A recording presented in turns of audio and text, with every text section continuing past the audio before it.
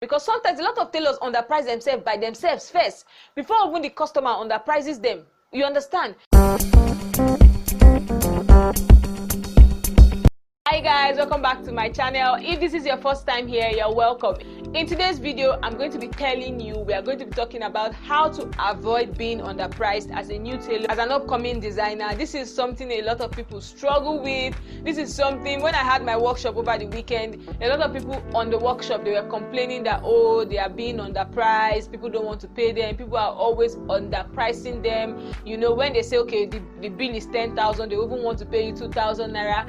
And I feel your pain there. I feel your pain. I have been, sometimes some customers want to take me back there, but no, I've refused to ever go back there. And in this video, I'm going to tell you how to avoid being underpriced as a new tailor, as a fashion designer, as an upcoming fashion designer. I'm just going to give you my little tips and secrets and what has helped me along the years. You're excited?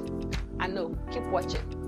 Okay guys, when it comes to underpricing, just because you are starting out as a new tailor, people expect you to sew close to nothing. You understand? That is a normal expectation. I don't know the legislative arm of the government of which country that enacted that law. I don't know, but people just wake up and believe that, oh, she's just starting to sew, so she shouldn't even charge.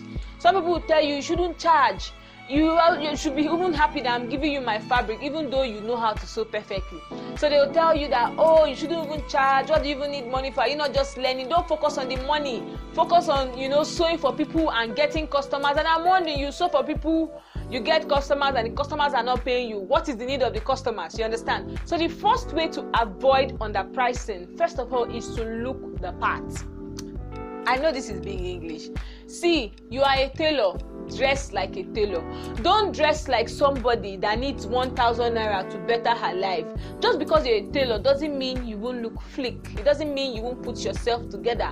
See, if you look tattered and you tell somebody to pay 10,000 naira for a gown, they will not pay, ladies and gentlemen. They cannot pay. If you look haggard and you tell somebody to pay even 2,000 naira for a gown, they will even price you 500 because you look like someone that needs 50 naira to better her life. You look like someone that needs 800 naira to make her hair, buy some okay clothes and buy some 250 naira cream to look better. So what I'm trying to say here is, as a tailor, as a fashion designer, you have to look presentable at all times. You have to look presentable at all times. You have to carry yourself with a certain kind of courage. I'm not saying you should go and buy shoulder pad now and be proud. No. What I'm trying to say, you have to always look put together. For example, I don't like making my hair. So my hair is always in this state, like in this natural state. But I try to, switch things up. I try to style it. I try to accessorize with some earrings. I try to put on some makeup here and there. I'm not a makeup person, but I just try to look good at all times. I'm going to the street, okay? I'm going to church. I'm running errands. I'm going to school because you guys know I'm still a student, because I can bump in on my clients anywhere, anyhow, anytime. So you have to look the part. Whether you sew from home, you don't know when your customers will come in. So when you wake up in the morning, you know that, okay, customers might come in, whether you sew from home or whether you have a shop. My dear, bath. Take your bath, put on some good perfume. But you need to look put together. Get a cream, Don't look like somebody that looks so haggard. Because when you're not looking professional, when you're not looking good, you look emaciated. When you call a price, you look like someone that is hungry, and they'll be like, are you sure you don't need 2,000 naira to better your life? So as a tailor, you have to always look put together. You have to look the part. You have to look like a fashion designer. When you see some models, the moment they enter a place, you'll be like, it's like this girl is a model.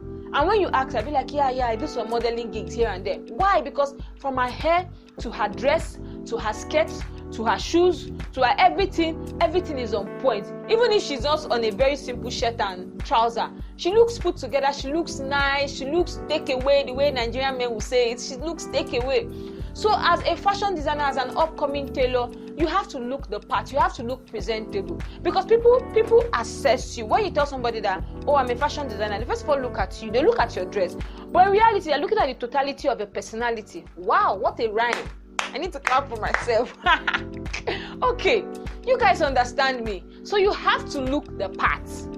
Dress well. If you don't like trousers, wear your skirts. If you don't like skirts, wear your gowns. Me, I like gowns, so I'm always wearing my gowns. Okay, look the part. That is all for looking the part. Okay, now the next thing you have to do to avoid being underpriced, apart from personality, because when you dress well, when you look put together, you have this certain kind of courage. You have a courage, you have confidence. You guys know that when we dress anyhow and go to an occasion, we will not want to go to the front seat. But when you are well dressed, you can stand up and walk around the whole occasion, more than 20 times. So look put together, okay? Now the next thing you have to do to avoid being underpriced is to, first of all, when a client comes, you guys have gone through the styles, the fabrics. When she say, okay, I don't want this here, I don't want that there, change it. You guys have actually agreed on a style.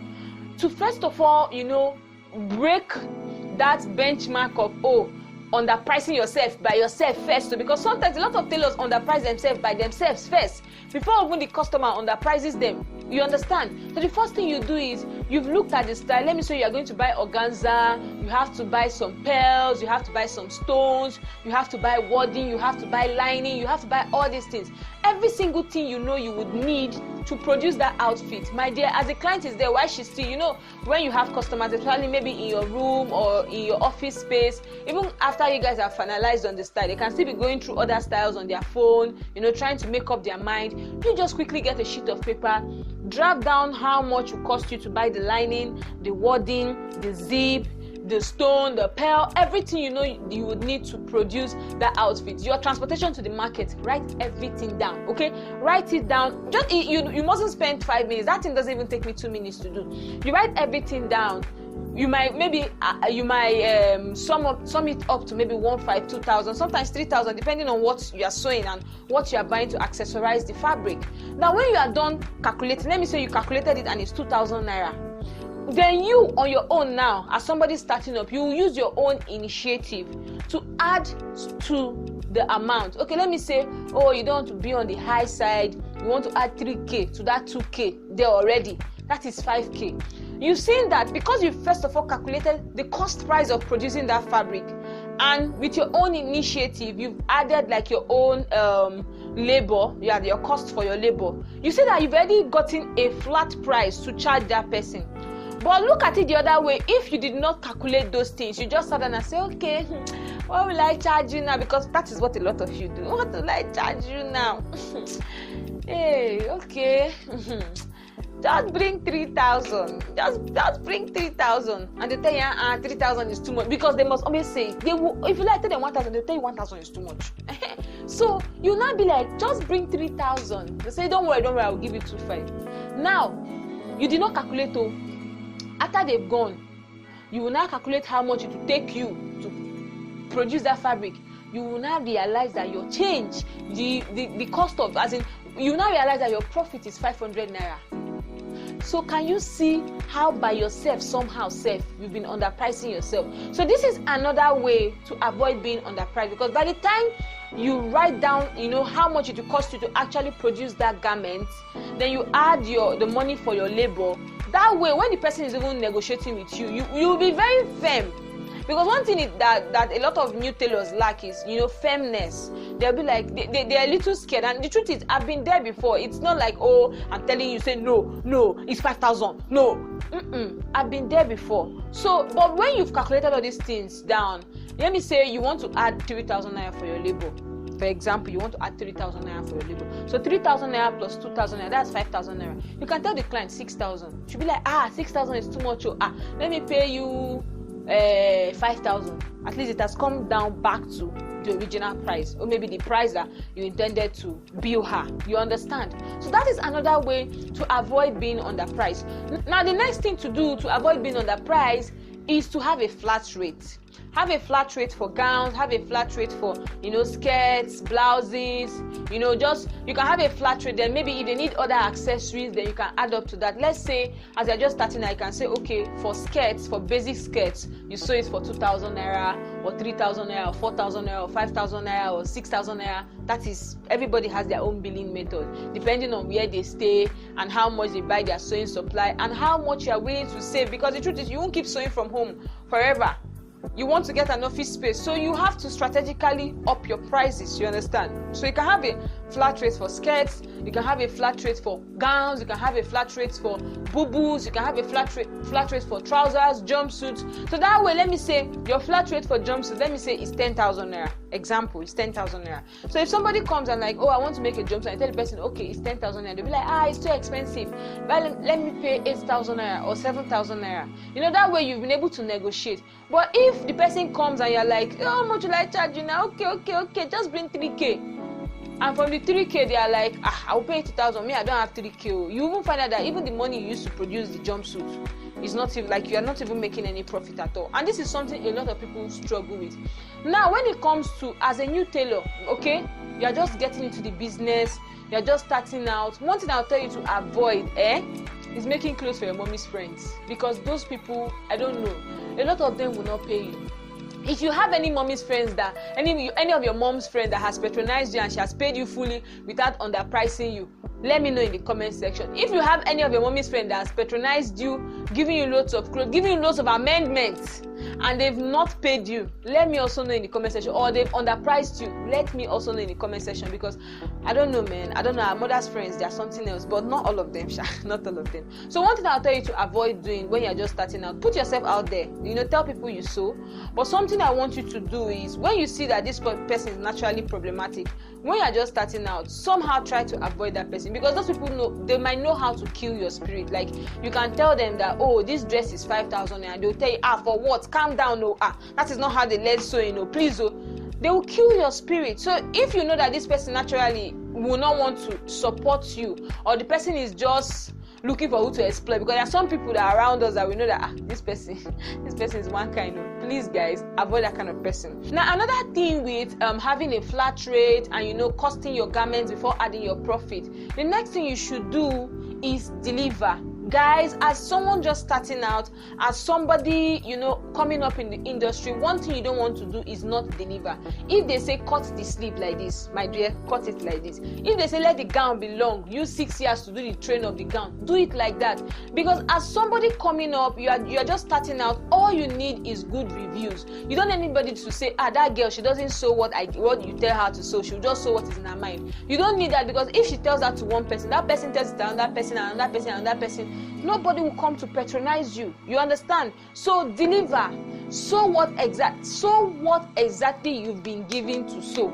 If they say sew it like this, okay? Sew it like this. When they tell you, okay, I need it on Thursday, please make that dress ready by Wednesday. If they tell you, okay, I'll come Thursday evening to pick it, let it be ready by Thursday morning 10 a.m.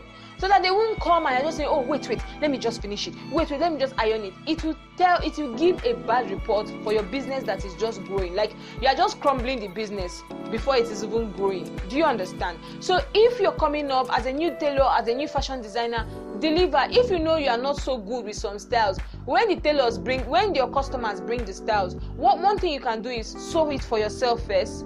If you know that after sewing it for yourself, you can't take up on the style, one thing you can do is to pursue them with price. Just call one very outrageous price. They'll be like, I can't pay you. You say, me, I can't go down. No. They will go that way.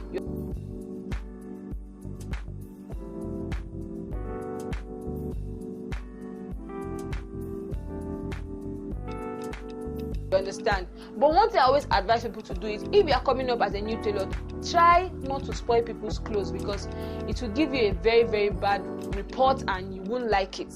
Okay, you won't like it. So try to deliver on time. Try to please your customers.